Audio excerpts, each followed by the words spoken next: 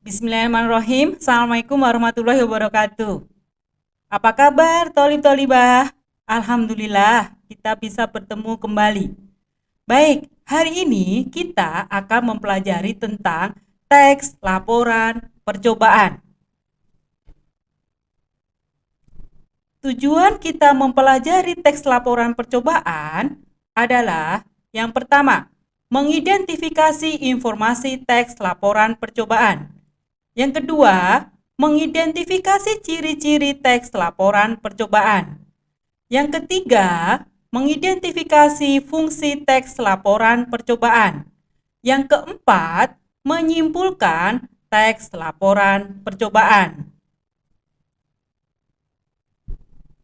Sebelum kita membahas tentang teks laporan percobaan, kita akan membahas tentang jenis teks laporan percobaan. Ada dua. Yang pertama adalah hasil observasi. Yang kedua, hasil percobaan. Hasil observasi adalah teks yang memuat klasifikasi mengenai jenis sesuatu berdasarkan kriteria tertentu. Teks laporan ini bersifat global atau universal. Teks laporan ini lebih menekankan pada pengelompokan berbagai hal ke dalam jenis, sesuai dengan ciri setiap jenis pada umumnya. Teks ini berkaitan dengan hubungan antara kelas dan subkelas yang ada di dalamnya. Kita lanjutkan tentang pengertian teks laporan percobaan. Teks laporan percobaan merupakan sebuah teks yang berisi paparan yang terdiri dari tujuan, proses, dan hasil dari sebuah percobaan. Jadi, teks laporan ini berupa tulisan. Cirinya, ciri-ciri teks laporan percobaan itu ada 3. Yang pertama, fakta. Fakta itu adalah nyata. Fakta itu pasti dan dapat dibuktikan. Bedanya dengan pendapat, pendapat itu opini atau pemikiran seseorang. Jadi, ciri teks laporan percobaan di sini yang pertama adalah fakta.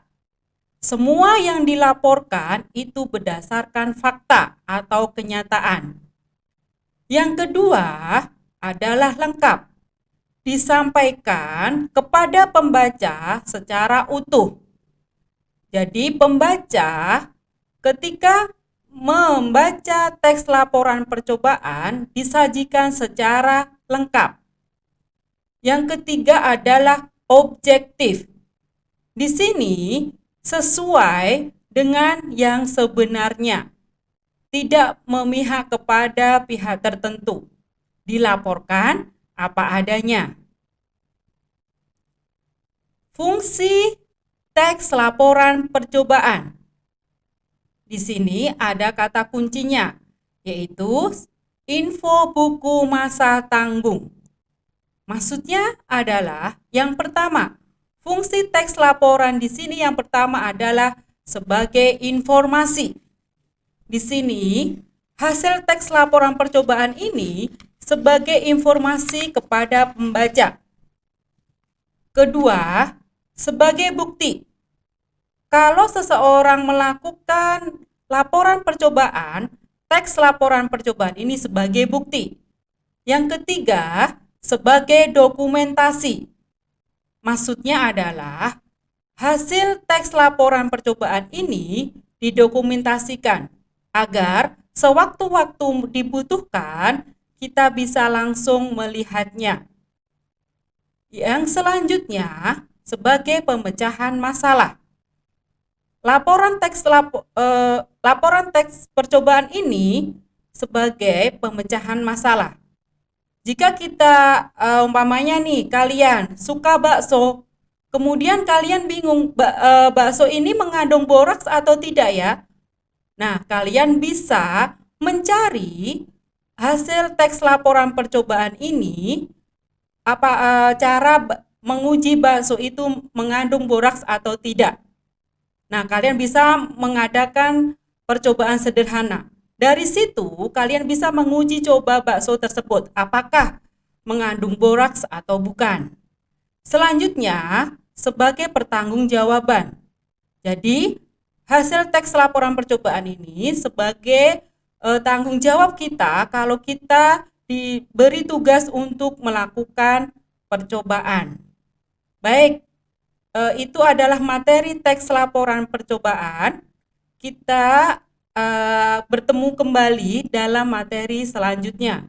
Wassalamualaikum warahmatullahi wabarakatuh.